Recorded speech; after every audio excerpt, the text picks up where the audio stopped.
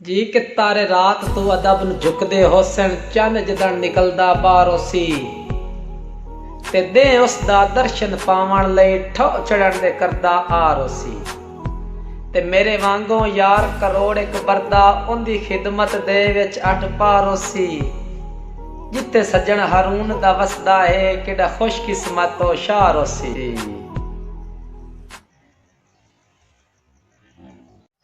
मैं गुरबत हूँ ऐ बखत दे राहिया मिथू अपना आप बचा ले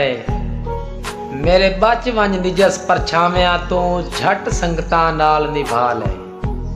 ते मिथू बचदे नी बेली बख्तां ले तुम ही कदम हयात हटा ले मैं जो इंजला वारिस होई पई हां डहें लजपाल ते चाल है।